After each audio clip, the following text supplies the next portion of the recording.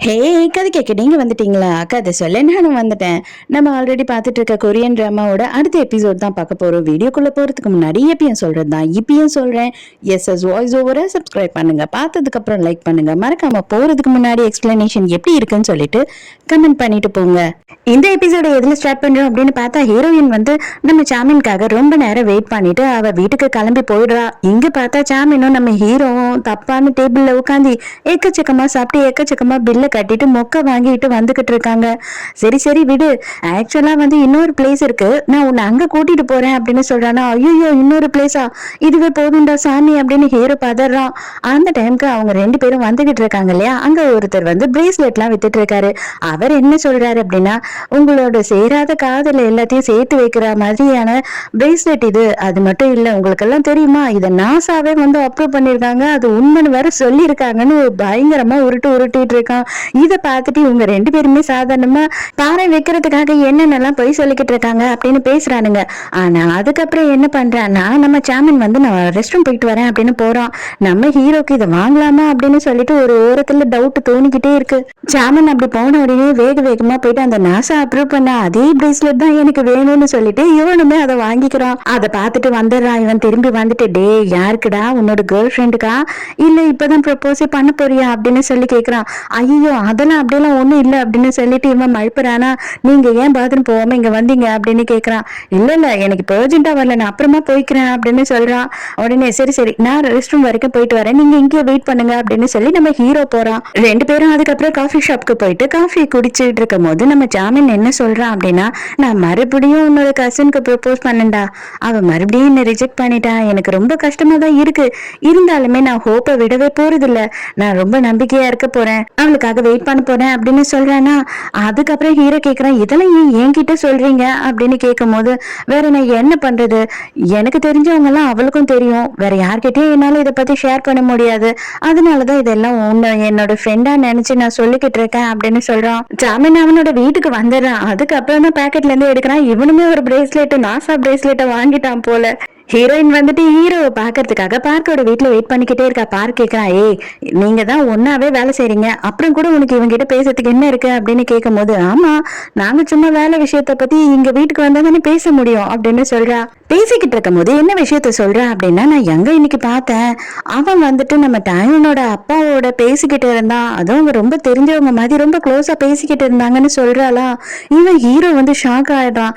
என்னது டாயனோட அப்பா கூடயா, அவங்க ரெண்டு பேரும் ரொம்ப க்ளோஸா பேசிக்கிட்டு இருந்தாங்களா அப்படின்னு சொல்லிட்டு. அப்ப பார்க்க என்ன பண்றானா, சரி சரி விடுங்க அதெல்லாம் அப்புறமா பேசலாம், இப்ப வாங்க நம்ம சரக்கு அடிக்கலாம் அப்படின்னு சொல்லிட்டு அந்த டாபிக்கே டைவர்ட் பண்ணி விட்டுறான். நம்ம ஹீரோயின் போனதுக்கு அப்புறமா, டே இந்த பிரேஸ்லெட் வந்து உண்ணுதாடா, உன்னோட பேக்கெட்ல இருந்து விழுந்துடுச்சுன்னு நினைக்கிறேன் அப்படின்னு சொல்லி பார்க்க எடுத்துன்னு வந்து கொடுக்குறாரு. ஆமா ஆமா என்னதுதான்டா, ஒன்னும் பிரச்சனை இல்லை தேங்க்ஸ் அப்படின்னு சொல்லி இவன் வாங்கிக்கிறான். ரொம்ப அழகா இருக்குடா, சான்ஸே இல்லை, சூப்பரா இருக்கு, எங்க வாங்கினேன், நான் இந்த மாதிரி எல்லாம் பார்த்ததே இல்லை அப்படின்னு சொல்லிட்டு அவரும் கேள்வி மேல கேள்வியா கேட்கிறாரு. பத்திரமா வச்சுக்கோ, ரொம்ப அழகா இருக்கு அப்படின்னு சொல்றாரு. அதுக்கப்புறம் தான் ஒரு சீனியே காட்டுறாங்க. இவர் ரெஸ்ட் ரூம் போயிட்டு திரும்பி வருவான் இல்லையா, அப்ப பார்த்தா அதே பிரேஸ்லெட்டை வயசானவங்க கிட்ட, இதெல்லாம் வந்து முட்டி வலி கால் வலி எல்லாம் வரவே வராது, இதை நீங்க போட்டீங்கன்னா இதை நாசாவே வந்து அப்ரூவ் பண்ணிச்சு அப்படின்னு சொல்லிட்டு சொல்றான். நம்ம ஹீரோக்கு செம காண்டாயிடுது. அட பாவி, அதே பிரேஸ்லெட்டையே மாத்தி மாத்தி நீ விக்கிறியடா அப்படின்னு. அவங்க கிட்டயே போய், அட பாவி இப்பதான்டா இது வந்து லவ்வுக்காக போடுறதுன்னு சொன்ன, இவங்க கிட்ட இப்ப எப்படி சொல்ற, என் காசை திருப்பி கொடு அப்படின்னு கேட்கும் போது, அதெல்லாம் வித்தாச்சு, வித்ததெல்லாம் திருப்பி நான் வாங்க மாட்டேன் அப்படின்னு சொல்லி ஹீரோவை துரத்தி அமைச்சிடறான். அந்த டைமுக்கு நம்ம பார்க் வந்துட்டு, ஐயோ எனக்கு முட்டியெல்லாம் வலிக்குது, இந்த பெட் பாக்கெட் அடிக்கிறவனுங்களை துரத்தி பிடிச்சே காலெல்லாம் வலிக்குதுன்னு சொல்லிக்கிட்டு இருக்காரா. அப்படியாடா மச்சான், சரி இதடா இதை போட்டுக்கோ, இதை போட்டுக்கிட்டா முட்டி வலி எல்லாம் சரியாயிடுமா அப்படின்னு சொல்லி இவன் கிட்டயே அதை கொடுத்துட்றான். ஏன்னா பொய் சொல்லிதான் அவன் வித்தான்றது ஹீரோக்கு தெரிஞ்சிடுச்சு இல்லையா, அதனால அவனுக்கு அது கொடுக்கறதுக்கு, அதாவது ஹீரோயினுக்கு கொடுக்கறதுக்கு மனசு வரல. அவர் வாங்கி வச்சுக்கிட்டு பயங்கர சந்தோஷம். ஐயோ நாசாவே சொல்லிட்டாங்கன்னா அப்பனா கரெக்டா தான் இருக்கும், இனிமே நமக்கு முட்டி கை கால் வலியே வராது, பாரு நம்ம மேல இவனுக்கு எவ்வளவு பாசம் அப்படின்னு நினைச்சு பூரிச்சு போயிடுறாரு. டயனோட அப்பா வந்து ஹீரோவை பத்தி விசாரிக்க சொன்னார் இல்லையா, இப்பதான் அவருக்கு தெரியுது சாமினோட ரெஸ்டாரண்ட்ல தான் இவன் வேலை செய்யறான்னு சொல்லி. அதை பார்த்த உடனே பயங்கர டென்ஷன் ஆயிடுறாரு இவரு. இப்பதான் ஜாமீன் வந்து அந்த பேனரை பாக்குறான். நம்ம ஹார்ச்சுவல் வந்து அங்கங்க பேனர் கட்டிக்கிட்டு இருக்கான் இல்லையா, 12 வருஷத்துக்கு முன்னாடி நடந்த ஆக்சிடென்ட் பத்தி யாருக்குன்னா தெரியும், யாருன்னா விட்னஸ் இருந்தீங்கன்னா வந்து இந்த நம்பருக்கு கால் பண்ணுங்கன்னு சொல்லி அதுதான் இவன் பாக்குறான். இவன் பார்த்த உடனே ஷாக் ஆயிடுறான். ஏன்னா இவங்க மாமா தான் அதுக்கான தண்டனையை அனுபவிச்சுட்டாரு இல்லையா, இப்ப என்ன மறுபடியும் இதை பத்தி போட்டிருக்காங்க அப்படின்னு சொல்லிட்டு அதே நேரத்துக்கு ஹர்ஜுல பாக்குறதுக்காக அவனோட கேர்ள் ஃப்ரெண்ட் வந்திருக்கா. அதாவது இவன் குழந்தையோட அம்மா இருக்கா இல்லையா, அவ தான் வந்திருக்கா. ரொம்ப நேரமா ரெண்டு பேரும் பேசாம ஒருத்தர் ஒருத்தர் பாத்துக்கிட்டே உட்கார்ந்துகிட்டு இருக்காங்க. அவ என்ன கேக்குறா அப்படின்னா, குழந்தை எப்படி இருக்கா அப்படின்னு கேட்ட உடனே, மரியாதையே நீ அவளை பத்தி வார்த்தை எதையுமே பேசவே கூடாது. இதுக்கு மேல நீ அவளை பத்தி ஏதாவது கேட்ட எதனா பேசுனேன்னு எனக்கு தெரிஞ்சது, உன்னை என்ன பண்ணுவனே தெரியாது. நீ எதுக்காக அவளை பத்தி கேக்குற அப்படின்னு சொல்லி இவன் கோவமா பேசுறானா. அவ என்னோட பிள்ளை, அவளை நான் மிஸ் பண்ணேன், அதனாலதான் கேக்குறேன். எனக்கு கேட்கறதுக்கு எல்லா உரிமையும் இருக்கு அப்படின்னு சொல்றான். உனக்கு எந்த மண்ணாங்கட்டி உரிமையும் கிடையாது. இனிமே வந்து என் மூஞ்சில கூட முழிக்காத, எங்களை தேடி நீ வராத அப்படின்னு சொல்லிட்டு இவன் கோவமா அங்க இருந்து போறான். நேரா போய் குழந்தைய ஸ்கூல்ல இருந்து கூட்டிட்டு இவன் கிளம்புறானா. அப்ப கரெக்டா பார்த்தா அங்க வந்து நின்னுகிட்டு இருக்கா.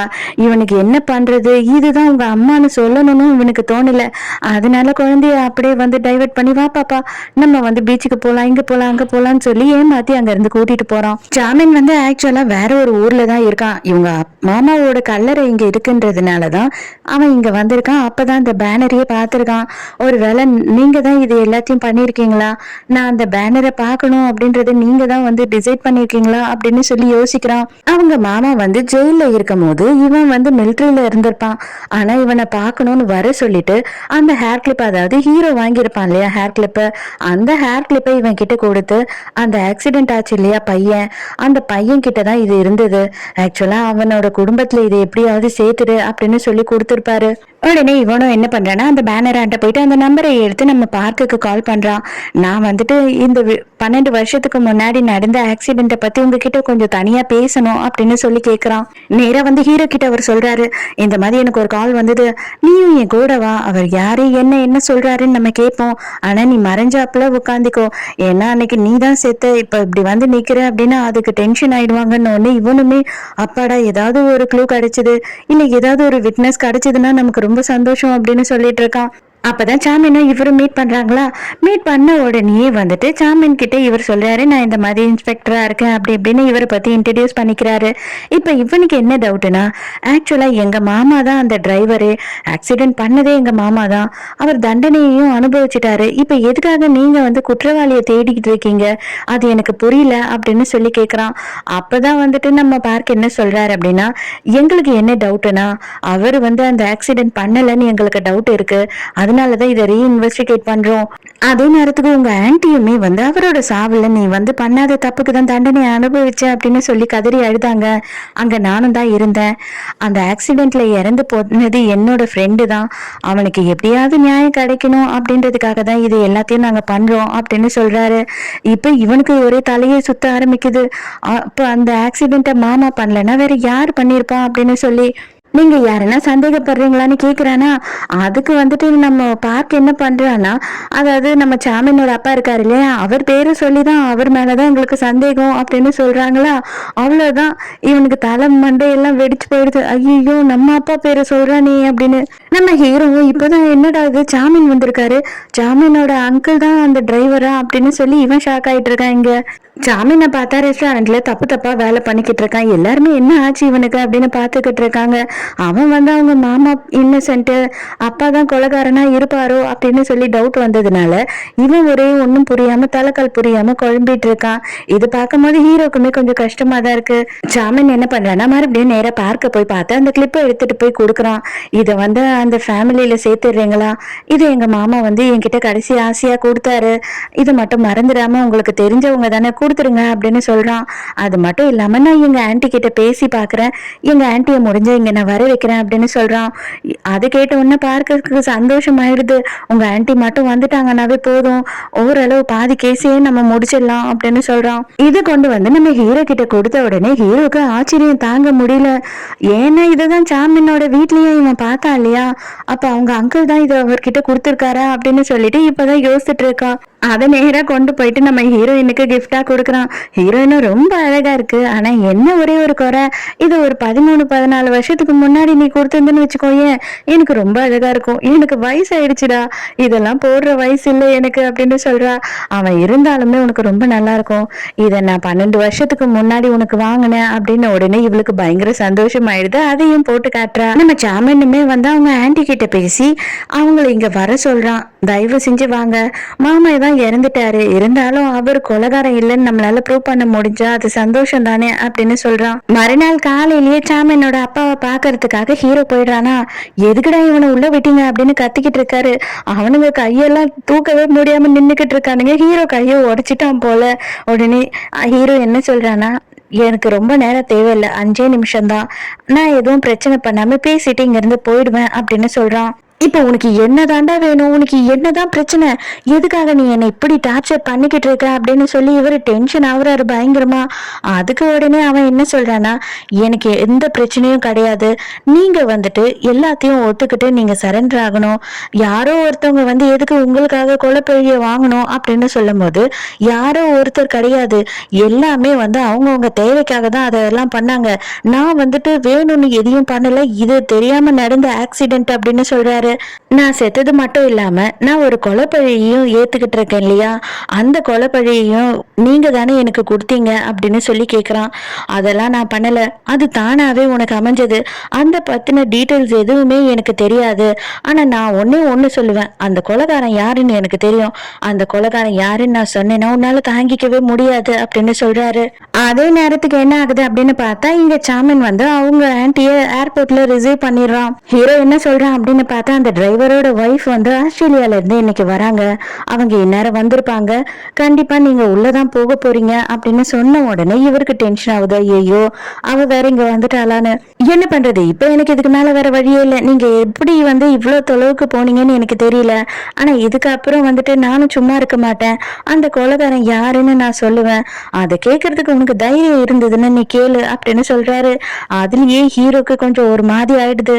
அப்பதான் இந்த ஆள் என்ன சொல்றாருன்னா, உன்னோட தம்பி யாங் தான் வந்துட்டு அந்த கொலைய பண்ணான், அதுக்கப்புறம் தெரியாம நான் வந்து ஒரு ஆக்சிடென்ட் பண்ணேன், அவனுக்கு அதனாலதான் ஐயோ பாவம்னு சொல்லி இவ்வளவு நாளுமே நான் அவனை படிக்க வச்சேன், அவனை ஒரு டாக்டரும் ஆக்கியிருக்கேன், அது வந்து உனக்கு பரிகாரமா பண்றதுக்காக தான் நான் பண்ணியிருக்கேனே தவிர தேவையில்லாம நான் எதுக்காக அவனுக்கு இதெல்லாம் பண்ணணும் அப்படின்னும் போது என்னால இதை நம்ப முடியாது, நான் நம்பவே மாட்டேன் அப்படின்னு சொல்றான். வேணும்னா பாரு, என்னோட அக்கௌண்ட்ல இருந்து அவன் அக்கௌண்ட்டுக்கு இவ்வளவு பணம் வந்து நான் டிரான்ஸ்ஃபர் பண்ணியிருக்கேன் அப்படின்னு சொல்லிட்டு அக்கௌண்ட் டீட்டெயில் எல்லாம் வேற இவன் எடுத்து கொடுக்குறானா. நம்ம ஹீரோக்கு என்ன பண்றது என்ன சொல்றதுன்னே புரியல, நம்பவும் முடியல நம்பாம இருக்கவும் முடியல.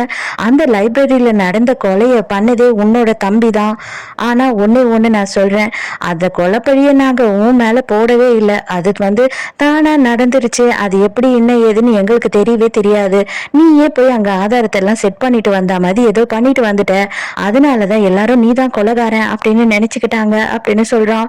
இப்ப நீ என்ன மாட்டி விட்டு என்ன கம்பி என்ன வைக்கணும் அப்படின்னு நினைச்சீனா நான் தனியா போவேன்னு நினைக்கிறியா அப்படின்னு சொல்லிட்டு இவன் இன்டைரக்டா வந்து நம்ம ஹீரோவை மிரட்டுறான். ஜாமினோட ஆன்டியோட பார்க் வந்து ரொம்ப நேரமா வெயிட் பண்ணிக்கிட்டு இருக்கான். பட் ஆனா ஹீரோ இன்னும் வர பாடு கிடையாது.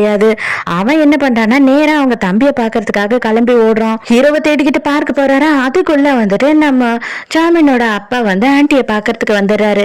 நான் உன்கிட்ட தனியா பேசணும் அப்படின்னு சொல்லி இவரை கூட்டிட்டு போயிடுறாரு. நேரம் வேக வேகமா இவனோட ரூம்க்கு வந்துட்டு, உண்மையை சொல்லு, அன்னைக்கு நான் செத்த அன்னைக்கு 12 வருஷத்துக்கு முன்னாடி நைட்டு கரெக்டா அந்த டைம்க்கு நீ எங்க இருந்த அப்படின்னு கேக்குறான். நான் எதுக்காக உனக்கு இதெல்லாம் சொல்லணும், அந்த நாளை பத்தியே பேசி பேசி இந்த 12 வருஷமும் எனக்கு நிம்மதி இல்லாம போச்சு, தயவு செஞ்சு அதை பத்தி எதுவுமே என்கிட்ட பேசாத, மரியாதையா இங்கிருந்து வெளியில போய், எனக்கு உங்ககிட்ட சாதாரணமா பேசுறதுக்கு கூட இஷ்டம் இல்லை அப்படின்னு சொல்றான். சரி, எனக்கு இதுக்கு பதில் சொல்லு, சேர்மன் தான் வந்துட்டு உனக்கு ஹெல்ப் பண்ணாரா எல்லாத்துக்கும் படிக்கிறதுக்கு அப்படின்னும் போது அவன் தான் இவங்கிட்ட சொல்லிட்டான் இல்லையா, நான் வந்து உனக்கு படிக்கிறதுக்கு ஹெல்ப் பண்ணன்றதை யார்கிட்டயும் சொல்லாதன்னு சொல்லி, அதனால இவன் என்ன சொல்றானா, அவர் எதுக்காக எனக்கு ஹெல்ப் பண்ணும், நான் எல்லாத்தையும் வந்து ஸ்காலர்ஷிப்ல தான் படிச்சேன் அப்படின்னு சொல்றான். ஹீரோக்கு இதை நம்பவும் முடியல நம்பாம இருக்கவும் முடியல. மரியாதையா வெளியில போன்னு சொல்லிட்டேன், இல்லைன்னா செக்யூரிட்டிஸ கூப்பிடுவேன் அப்படின்னு சொல்றான். இவர் இங்க என்ன பண்ணிக்கிட்டு இருக்காரு ஆன்டி கூட அப்படின்னு பார்த்தா, உன் புருஷன் சும்மா வந்து ஜெயிலுக்கு போயிட்டா எனக்காக நினைச்சுக்கிட்டியா, உண்மைதான், நான் தான் ஆக்சிடென்ட் பண்ணேன், எல்லாம் கரெக்டு தான், நான் பணமும் உனக்கு கொடுத்தேன், உன்னோட பொண்ணு ஹாஸ்பிட்டல்ல அட்மிட் ஆயிருந்தா, அவளுக்கு சர்ஜரி பண்றதுக்கு வந்துட்டு உங்களுக்கு வழி இல்லைன்றதுக்காக நான் தான் அந்த காசை கொடுத்தேன். அது மட்டும் இல்லாம என்கிட்ட அவன் ஒரே ஒரு விஷயத்த மட்டும் யார்கிட்டயும் சொல்லக்கூடாதுன்னு சொன்னான். அது என்னன்னு தெரியுமா? சாமின் இப்போ ஒரு ரெஸ்டாரண்ட் வச்சிருக்கான் இல்லையா, அதுக்கு மொத்தமும் இன்வெஸ்ட் பண்ணதே நான் தான். ஆனா அவனோட ஃப்ரெண்டு யாரோ ஒருத்தர் பண்றாருன்னு தானே உங்ககிட்ட எல்லாம் சொல்லியிருப்பான். அது நான் தான் மொத்தமா அவனுக்கு இன்வெஸ்ட் பண்ணியிருக்கேன். அதனாலதான் அவன் அதை சொல்லக்கூடாதுன்னு கேட்டான். நானும் சொல்லாம இருந்தேன். இதுக்கப்புறமும் நீ இதே தான் பண்ணிக்கிட்டு இருந்த அப்படின்னா இன்னைக்கே சாமன் அவனோட ரெஸ்டாரண்ட்டை இழுத்து மூடிட்டு போகிற மாதிரி நான் பண்ணிடுவேன் அப்படின்ட்டு பெத்த பிள்ளையே இவர் இப்படி பேசி இவங்க கிட்ட மிரட்டிக்கிட்டு இருக்காரு. அதனால இவங்க பயந்துகிட்டு என்ன சொல்றாங்கன்னா, என் பொண்ணுதான் நல்லபடியா இல்லாம போய் சேர்ந்துட்டா, ஆனா சாமினாவது நல்லபடியா வாழணும். நீ அப்ப மாதிரி பேசல, நீ யாரோ தெருவுல போறவ மாதிரி பேசுற. இருந்தாலும் சரி, நான் அவனை எங்க பையனா வளர்த்தோம், அவனுக்காக நான் சும்மா போறேன் அப்படின்னு சொல்லிட்டு இவங்களுமே ஒத்துக்கிறாங்க. இங்க இப்பதான் பாக்குறதுக்காக நம்ம ஹீரோவே வரான். டே, இவ்வளவு நேரம் எங்கடா போன? அவங்க சாமினோட ஆன்டி கிளம்பியே போயிட்டாங்க, எங்க போனாங்கன்னே தெரியலடா அப்படின்னு சொல்லி பார்க்க சொல்றானா. அப்பதான் ஹீரோ என்ன சொல்றானா, இதுக்கு மேல இந்த கேஸை நம்ம இன்வெஸ்டிகேட் பண்ண வேண்டாம்டா, பழைய விஷயத்த மறுபடியும் நோண்ட வேண்டாம்னு நினைக்கிறேன் அப்படின்றான் ஹீரோ. என்னடா நீ சொல்ற, எதனால இப்படி பேசுற அப்படின்னு சொல்லிட்டு இவன் கேக்குறான். தயவு செஞ்சு இதை விட்டுடலாம்டா, இதுக்கப்புறம் இதை பத்தி எதுவுமே நம்ம பண்ண வேணாம் அப்படின்னு கெஞ்சி கேக்குறான். பார்க்க தான் போலீஸ்காரன் இல்லையா, அப்ப ஹீரோயின் சொன்னதுதான் அவனுக்கு ஞாபகம் வருது. டயனோட அப்பா கூட எங்க பார்த்தேன்னு சொன்னா இல்லையா, அதை எல்லாத்தையுமே அவன் ஓரளவு கணிச்சிடறான். இருந்தாலும் ஹீரோ கிட்ட டைரக்டா எதையும் கேட்க மாட்டான். சாமனோட ஆன்டிய சாமன் பாக்குறதுக்காக போறான். எதுக்காக இப்படி நீங்க ஒரு விட்னஸா இல்லாம இப்படி கிளம்பி போறீங்க, தயவு செஞ்சு ஹெல்ப் பண்ணுங்க, நம்ம அங்கிளோட பேரை இப்பயாவது காப்பாத்தலாம் அப்படின்னு சொல்லி இவன் கெஞ்சி கேட்கறான். எனக்கு எல்லாமே புரியுதுப்பா, உங்க அங்கிள் மேல நீ ரொம்ப பாசமா இருக்க. ஆனா ஒண்ணு உங்க அங்கிள் காசு வாங்கினது உண்மைதான். என்னோட பொண்ணோட சர்ஜரிக்காக தான் அவர் காசு வாங்கியிருக்காரு. அவர் வாங்கினாரு, அதனால அவர் ஜெயில் தண்டனையும் அனுபவிச்சாரு. இதோட இது எல்லாத்தையும் முடிச்சுக்கலாம். நீயாவது இது எல்லாத்தையும் மறந்துட்டு நிம்மதியாயிரு. நீயாவது நல்லா இருந்தீனாதான் எனக்கு கொஞ்சமாச்சும் சந்தோஷமா இருக்கும், இறந்து போன உங்க மாமாக்கும் சந்தோஷமா இருக்கும். இந்த கேஸை இதுக்கப்புறம் பேசாத, நான் கிளம்புறேன் அப்படின்னு இவங்க இங்க இருந்து கிளம்பிடுறாங்க. ஹீரோ அவன் ரூமை விட்டு வெளியில வரமாட்டான். ரொம்ப நேரமா ஹீரோயின் கதவை தட்டிக்கிட்டே இருக்கா, ஆனா அவன் வெளியில வரமாட்டான், குரலும் கொடுக்க மாட்டான். ஹீரோ அவன் என்ன நினைச்சு ஃபீல் பண்றான்னா, தம்பி தங்கச்சி கூடயே நம்ம சின்ன வயசுல இருந்து ஒன்னா வளர்ந்துருந்தோம் அப்படின்னா அவங்க கூட நல்லது கெட்டதுல எல்லாத்துலயும் இருந்திருப்போம், நம்ம ஃபேமிலியே மொத்தமா சந்தோஷமா இருந்திருக்கோம் அப்படின்னு நினைச்சு பயங்கரமா அவன் ஃபீல் பண்ணி அழுதுகிட்டு இருக்கான். மறுநாள் காலையில ஹீரோ எழுந்துக்கும் போது பார்க் என்ன சொல்றானா, நீ இதே மாதிரி இருந்த அப்படின்னா ஜுன்வன் கண்டிப்பா கண்டுபிடிச்சிருவா ஏதோ பிரச்சனைன்னு சொல்லி, அவளை இன்னும் பதட்டமாக்காதரா, நீ ஏதாவது கொஞ்சம் பேசு, ஏதாவது சொல்லு அப்படின்னு சொல்றானா. ஆனா ஹீரோ அந்த மூட்லயே இல்ல. சரி ஓகே, நானே அவளுக்கு உன்கிட்ட லீவ் சொல்லிடுறேன் அப்படின்னு சொல்றான். ஹீரோ எங்க போறது அப்படின்னு தெரியாம இவன் என்ன பண்றானா, அவன் மூட் ஆஃபா இருக்கிறதுனால பஸ்ல ஏறி அது பாட்னு கடைசியில எங்க போதோ போட்டோம் அப்படின்னு ஏறி உட்கார்ந்து அவனும் ரொம்ப தொலைவு போயிட்டே இருக்கான். பஸ்ல இருக்கிற எல்லாருமே இறங்கிடுறாங்க, இவன் மட்டும் பஸ்லயே இருக்கான். சாமன் நேரா அவங்க அப்பாவை பாக்குறான். ஆன்டி கிட்ட நீங்க என்ன சொன்னீங்க, எதுக்காக அவங்க சொல்லாம கொள்ளாம என்கிட்ட கூட என்ன விஷயம்னு சொல்லாம ஓடுறாங்க, நீங்க கண்டிப்பா ஏதோ பண்ணிருக்கீங்க அப்படின்னு சொல்லி கேக்குறான். இந்த பாருடா, உன் ஆன்டிக்கும் உனக்குமான பிரச்சனை அது. எனக்கு அவ ஏன் போனா ஏன் வந்தா மறுபடியும் ஏன் போனா எதுவும் எனக்கு தெரியாது. நீ எதை கேட்கணும்னாலும் அவகிட்டதான் கேட்கணும், அவகிட்டயே நீ போய் கேட்டுக்கோ, என்கிட்ட இந்த மாதிரி பேசுற வேலை வச்சுக்காத. நீ என்ன அப்பன்னு நினைச்சுக்கிட்டு இந்த மாதிரிலாம் பேசிக்கிட்டு இருக்கியா, நான் உனக்கு அப்பனே கிடையாது அப்படின்னு சொல்றான். நீ எனக்கு அப்பன் கிடையாதுன்றத நான் எப்பவும் முடிவு பண்ணிட்டேன். நீ ஏன் என்ன புள்ளன்னு சொன்னாலும் அதை ஏத்துக்கிற ரேஞ்சில நான் இல்ல, நீ எனக்கு தேவையும் இல்ல. ஆனா கண்டிப்பா ஒரு நாள் நீ பண்ண பாவத்துக்கு அனுபவிப்பேன், அதுக்கு நானே வழி வகுப்பேன் அப்படின்னு சொல்லிட்டு கோவமா அங்க இருந்து அவன் கிளம்புறானா. அப்பதான் கரெக்டா நம்ம டாயோனோட அம்மா அங்க கேட்டுடுறாங்க இது எல்லாத்தையும். என்னது அப்பாவா அப்படின்னு உள்ள வந்த உடனே கத்த ஆரம்பிச்சுறாங்க. உங்களுக்கும் உங்க பெரிய பையனுக்கும் எந்த கனெக்ஷனும் இல்லைன்னு தானே என்கிட்ட சொன்னீங்க, என்னையும் என் பிள்ளையும் ஏமாத்திட்டு நீங்க ரெண்டு பேரும் உறவுல இருக்கீங்களா அப்படின்னு சொல்லிட்டு இவ பாட்டு பயங்கரமா கத்திக்கிட்டே இருக்கா. இத பாரு, நான் அவனை பாக்குறது இல்ல, அவன் கிட்ட பேசுறதும் கிடையாது, இது எல்லாமே எல்லாம் நடந்தது.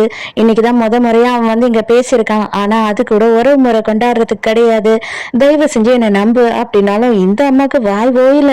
அது பாட்டுன்னு லபன்னு கத்திக்கிட்டே இருக்கு. இந்த மனுஷன் டென்ஷன் ஆகுறான்.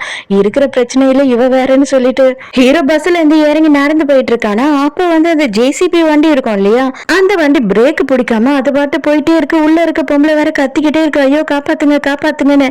நம்ம ஹீரோ வேகமா போறான். ஏன் அப்படின்னு பார்த்தா ஒரு பாட்டிமா வந்து தள்ளுற வண்டியில அவங்க குழந்தைய படுக்க வச்சுட்டு பாத்துக்கிட்டு இருக்காங்க. அதை பார்த்துட்டு அந்த குழந்தைய எப்படியாவது காப்பாத்தணும்னு சொல்லி இவனுமே கஷ்டப்பட்டு வண்டியை நிறுத்திடுறான். எல்லாருமே ஷாக் ஆயிடுறாங்க, என்னடா இவன் ஒரு கையில அப்படியே புடிச்சு நிறுத்திட்டான் இவ்வளவு பெரிய வண்டியன்னு. அதுக்கப்புறம் பார்த்தாதான் தெரியுது அந்த வண்டியில பூரா அவங்க காணதான் அடுக்கி வச்சிருக்காங்க. அதை பார்த்த உடனே ஹீரோ டென்ஷன் ஆகி அப்படியே மயங்கி விழுந்துடுறான். இந்த வண்டி ஓட்டிட்டு வந்தாங்க இல்லையா அந்த லேடி என்ன பண்றாங்கன்னா ஹீரோவை ஹாஸ்பிட்டல்ல கொண்டு வந்து சேர்க்கிறாங்க. அவர் மயக்கத்துல தான் இருக்காரு, மத்தபடி ஒன்னும் பிரச்சனை இல்லை அப்படின்னு சொல்லிட்டு போறாங்க. அப்ப பார்த்தா இவனோட அடியெல்லாம் தானா சரியாகிறது இவங்க பாத்துறாங்க. வேற ஒரு பொண்ணோட ஹெல்ப்போட சேர்ந்து இவங்களோட வீட்டுக்கே இவனை கூட்டிட்டு வந்துடுறாங்க. ஹீரோ அதோட 2 நாள் கழிச்சுதான் எழுந்துக்கிறான். எழுந்து இவங்களை பார்த்த உடனே பயந்துடுறான், ஐயோ யார் நீங்கன்னு சொல்லிட்டு. அதுக்கப்புறம் இவங்க நடந்த எல்லா விஷயத்தையும் சொல்றாங்களா. ஹீரோக்கு என்ன சொல்றதுன்னே தெரியல. அதாவது அடியேண்டா உனக்கு தானா சரியாச்சு அப்படின்னு இவங்க கேட்காம அதை பார்த்துதான் நான் இங்க கூட்டிட்டு வந்துட்டேன் உன்னன்னு சொல்றாங்க. உங்களுக்கு எப்படி இது அப்படின்னு சொல்லி இவன் கேட்கும் போது என்னோட புருஷனுமே இறந்து கொஞ்ச நாள் கழிச்சு திரும்பி வந்தாரு, அவருக்கும் இதெல்லாம் தான் நடந்தது அப்படின்னு சொல்றாங்க. அப்பதான் ஹீரோ வந்து நான் ஒரு ஃபோன் பண்ண முடியுமா, என்னை வந்து தேடிக்கிட்டு இருப்பாங்க அப்படின்னு சொல்லி சொல்றான். அவ்வளவுதானே, அட்ரஸ கூட நம்ம இன்ஃபர்மேஷனை அனுப்பிடுவோம் அப்படின்னு சொல்றாங்க. இவங்க ஹீரோயின் ரூமை விட்டு ஹீரோ வெளியிலேயே வரல போலன்னு நினைச்சுக்கிட்டு திட்டிக்கிட்டே இறங்கி வந்துகிட்டு இருக்கா. அப்பதான் இந்த ஒரு பொண்ணு வந்து அந்த லேடிக்கு ஹெல்ப் பண்ணா இல்லையா நம்ம ஹீரோவை கூட்டிட்டு வர்றதுக்கு, அந்த பொண்ணே இங்க வரா. வந்துட்டு அவ வந்து ஹீரோயின் கிட்ட நீங்க தான் ஜங்குவோனா, அதாவது ஹீரோ ஒரு நல்ல பிளேஸ்ல தான் இருக்கான், அவன் சேஃபா தான் இருக்கான், அதை உங்ககிட்ட இன்ஃபார்ம் பண்ண சொன்னாங்க அப்படின்னு சொல்றாங்க. அவன் எங்க இருக்கான் அப்படின்னு இவ கேட்கும் போது இல்லைங்க நான் அதெல்லாம் எதுவும் சொல்ல முடியாது சாரி அப்படின்னு சொல்லிட்டு அங்க இருந்து கிளம்பி போயிடுறா. அவ்வளவுதான், ஹீரோயின் செம்ம கடியாயிடுறா. நீயே வந்து சொல்லாம இல்ல ஒரு போன் கூட பண்ணாம ஆள் விட்டு சொல்றியாடா பாடி சோடா, இருடா நீ வருவல்ல உனக்கு இருக்கு அப்படின்னு மனசுக்குள்ள பயங்கரமா திட்டிக்கிட்டு இருக்கா ஹீரோவை. இதோடய இந்த எபிசோட் முடியுது. இந்த எபிசோட் உங்களுக்கு பிடிச்சிருந்ததா, என்னோட எக்ஸ்பிளனேஷன் பிடிச்சிருந்ததான்னு சொல்லிட்டு மறக்காம எனக்கு கமெண்ட்ல சொல்லுங்க. சோ நாளைக்கும் மறக்காம கதை கேட்க வந்துருங்க, நானும் மறக்காம கதை சொல்ல வந்துடுறேன். பாய்.